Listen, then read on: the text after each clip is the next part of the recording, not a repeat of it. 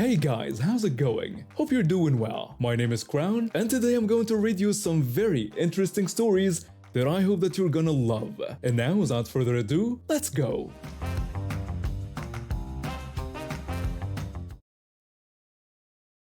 I'm a retired teacher in my early 60s. My husband and I love to travel, but lately, my arthritis has been acting up something fierce. It's gotten so bad that I need a wheelchair to get around airports. Despite the setback, we decided to take a trip to Costa Rica for our anniversary. It was beautiful, but after a week of tropical humidity, my joints were screaming for the comfort of home. For the flight back, I splurged on a business class ticket. I figured the extra space would help with my aching bones. Little did I know what was in store for me. When I arrived at the gate, the agent gave me some unexpected news. She informed me that they had made a change to my seat assignment, moving me further forward in the plane. I was a bit surprised but grateful, expressing my thanks for their kindness. As they wheeled me to the plane door, I realized I wasn't just moved forward. I was in first class. First class is usually way out of our budget, so this was a real treat.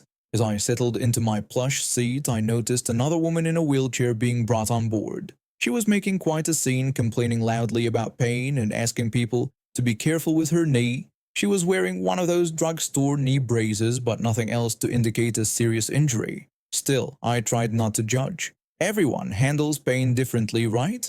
Soon after, my seatmate arrived. He was a sight to behold. Long hair in a man bun, a bushy beard, and clothes that had definitely seen better days. I noticed other passengers giving him dirty looks, but I was intrigued. He sat down next to me with a friendly smile. Once we were in the air, the flight attendant came by with drinks. My seatmate and I both ordered wine and we started chatting. I asked him what brought him to Costa Rica, and he explained that he was traveling the world after retiring from the military and federal service. I shared that my husband was a military retiree too. We hit it off immediately, swapping stories and laughing about our travels. We were having such a good time that I almost forgot about my aching joints. That is, until the woman in front of us started causing a commotion.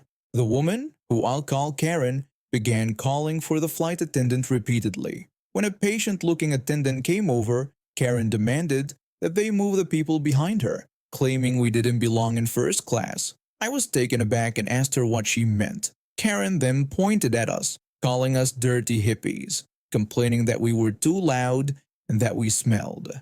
My seatmate and I exchanged looks before bursting into laughter. I assured Karen that we were quite clean and certainly not hippies, pointing out that we were both over 60. The flight attendant handled the situation beautifully. She apologized to Karen but explained that she couldn't move us as we had been assigned these seats. However, she offered to ask us to keep the noise down if it was bothering Karen.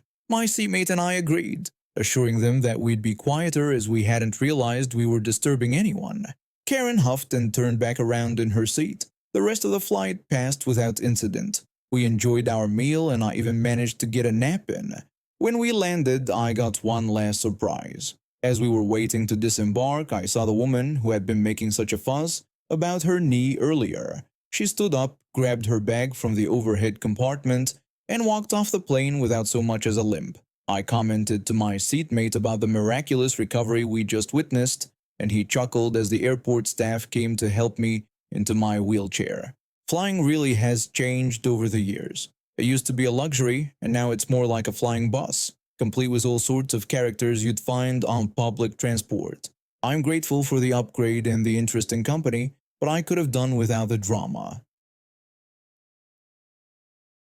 After a close call with a house fire in my own neighborhood, I knew this was my calling. So I joined the fire department 5 years ago. The training was tough, but I loved every minute of it. I worked hard, climbed the ranks, and eventually became a senior firefighter. Last Tuesday, we got a call about a house fire in a quiet suburban neighborhood. It was a big one, and we knew we had to act fast. As we pulled up to the scene, I could see the flames licking the side of the house, threatening to spread to the neighboring properties. We jumped into action, unrolling hoses and setting up our equipment. I was directing water at the base of the fire when I heard a commotion behind me. At first, I thought it was just the crackling of the flames, But then I realized it was a human voice, and it was getting louder. Suddenly, I felt something hit me hard on the back. I turned around, confused, only to see a woman in her 50s swinging her purse at me like a weapon. She was screaming about her garden, demanding that we stop what we were doing immediately. I tried to explain that we were attempting to put out a fire, but she seemed more concerned about her petunias and the fact that our truck was blocking her driveway. I was astounded. Here we were risking our lives to save someone's home, and this woman was worried about her flowers. I attempted to reason with her, explaining that this was an emergency, but before I could finish, she swung her purse again, catching me on the shoulder. It was surprisingly heavy. Felt like she had a brick in there or something. The woman continued her tirade, insisting that we worked for her because she paid her taxes. By this point, my colleagues had noticed what was going on. One of them, let's call him Firefighter A, tried to intervene, warning the woman that she was interfering with our work and that it was a criminal offense. In response, she threatened to show us what criminal really meant and proceeded to kick Firefighter A in the shin. We were in the middle of battling a serious fire, and we had to deal with this Karen. I made one last attempt to reason with her, explaining that the sooner she let us work, the sooner we'd be out of her way. But she was having none of it, insisting that our job was to protect her property, not destroy it. She even threatened to call the police. I almost laughed at the absurdity of the situation. Firefighter B informed her that the police were already on their way, as it was standard procedure for a fire this size. This information only seemed to enrage the woman further, her face turning an alarming shade of red.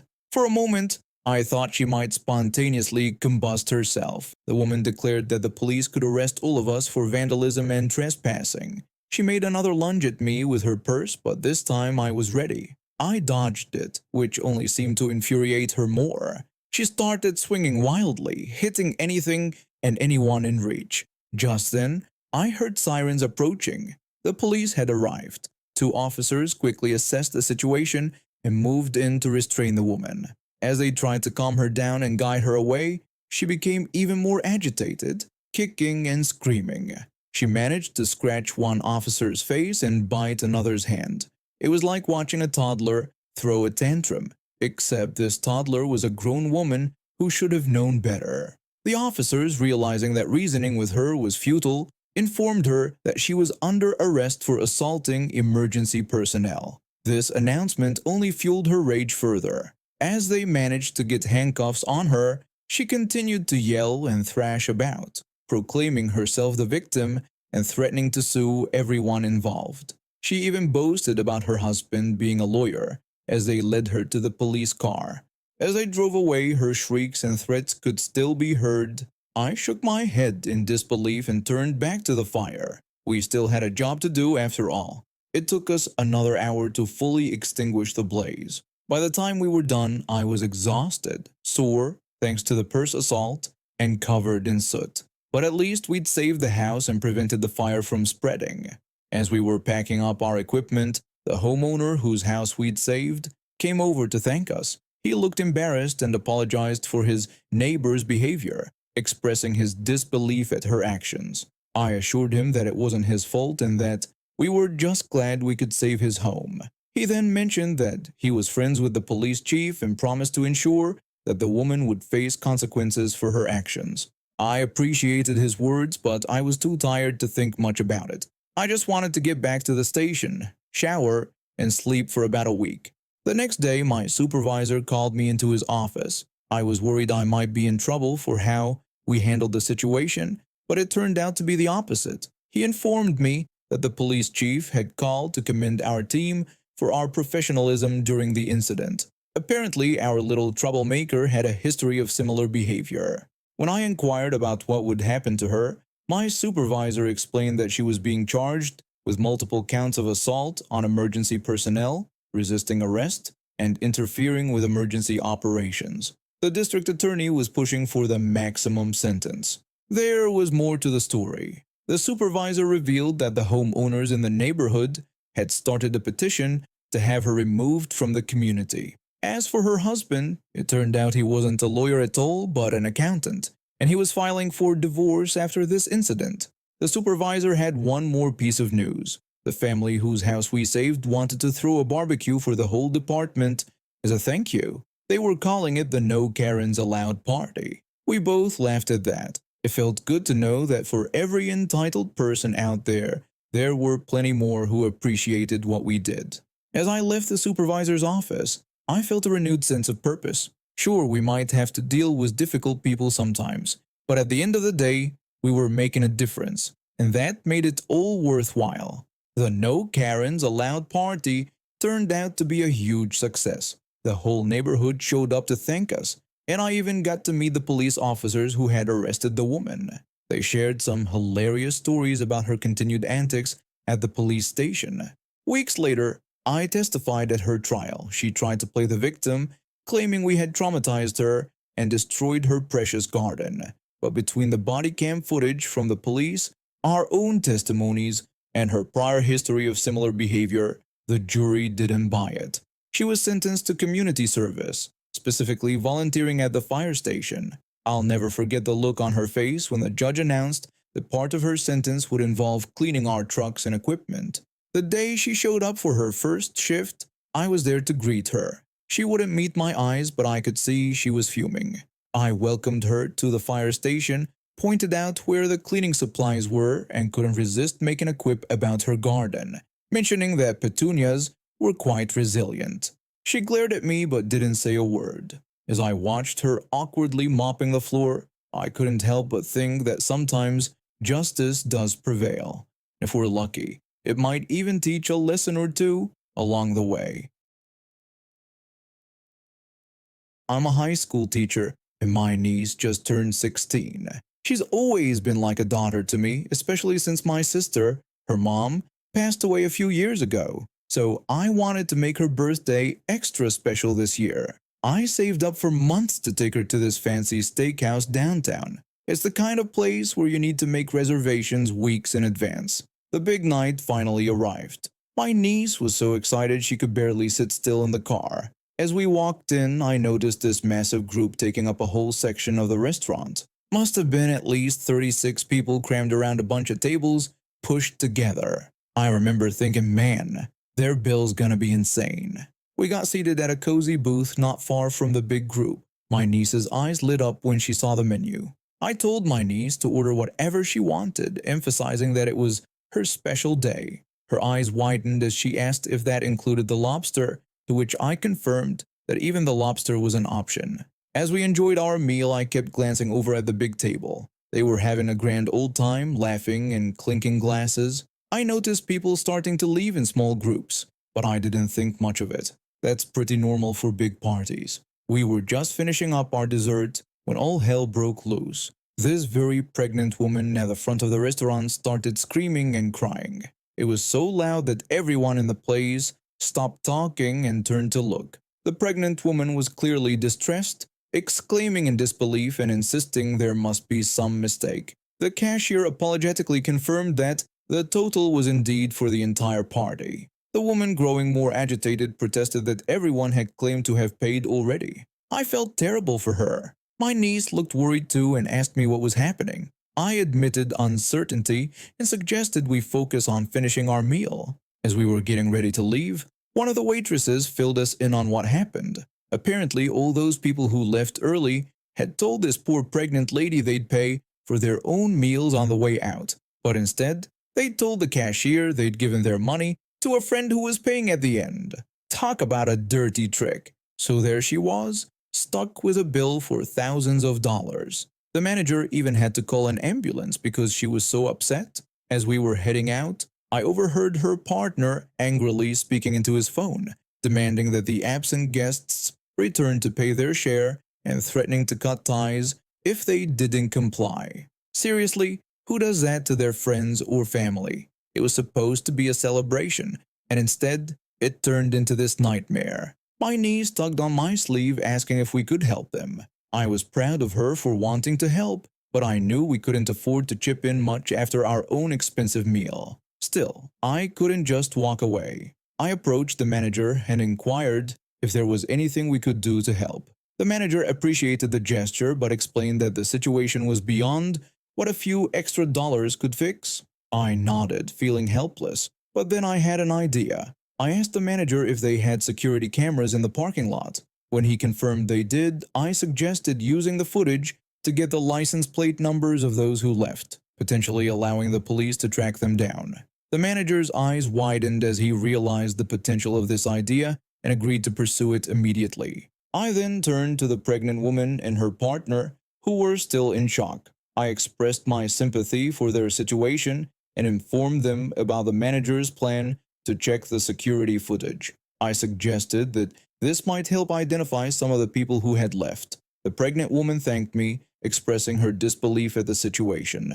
Her partner began to voice his anger, but I gently advised them to stay calm for the sake of the baby. They nodded, still upset but seeming a bit calmer. As we left, I saw the manager reviewing footage with a police officer who had just arrived. I hoped they'd be able to track down those jerks. The next day, I couldn't stop thinking about what happened. I decided to call the restaurant to check if there were any updates. To my surprise, the manager had great news. He informed me that thanks to my suggestion, they were able to identify most of the people who had left without paying. The police had tracked them down and they were all being charged with theft of services. He assured me that the couple wouldn't have to pay anything for the bill. I felt relieved. It wasn't the perfect ending, but at least those entitled jerks wouldn't get away with their scheme. As I hung up the phone, my niece walked in and inquired about why I was smiling. I responded cryptically, musing about how sometimes karma works in mysterious ways.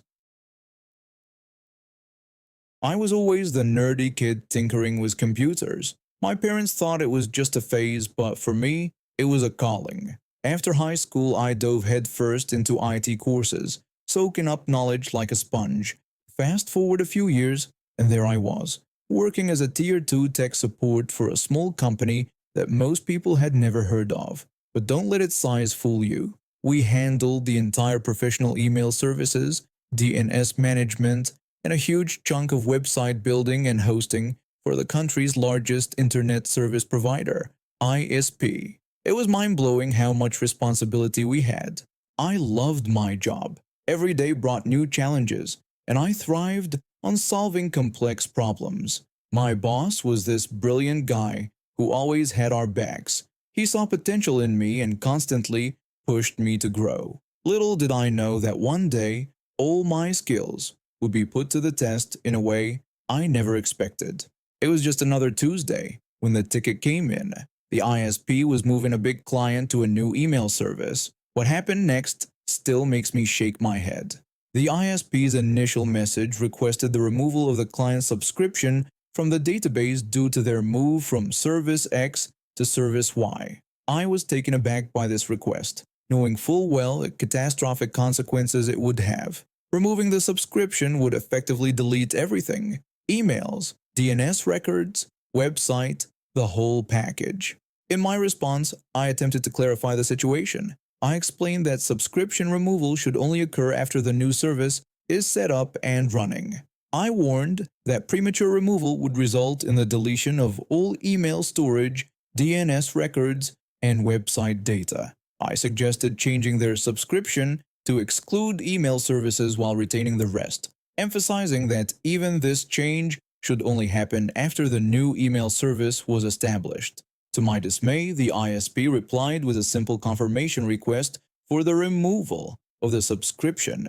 It seemed they hadn't fully grasped the gravity of the situation. I tried again, spelling out the consequences in no uncertain terms. I stressed that this process was irreversible and would result in the permanent deletion of all their data.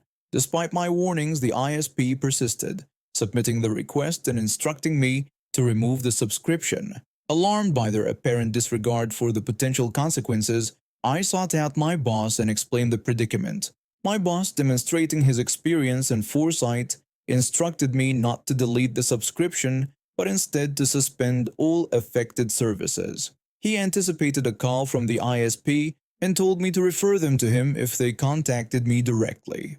Sure enough, a few hours later my work phone rang. An ISP representative, her voice laden with barely concealed panic, inquired about the client's system-wide outage. I calmly directed her to the ticket thread, where I had clearly outlined the consequences of their request, then referred her to my boss as instructed. For the next couple of hours, I sat anxiously, imagining the chaos unfolding at the client's office. While part of me felt sympathetic to their plight, another part felt vindicated, knowing we had tried to warn the ISP. Finally, my boss gave me the go-ahead to restore the services. It was a harsh but necessary lesson for the ISP, one they desperately needed to learn. In the days that followed, word spread about how our tiny company had saved a major client from disaster. My name kept coming up in conversations, and I found myself handling more high-profile cases. Looking back, I realized that day was a turning point in my career.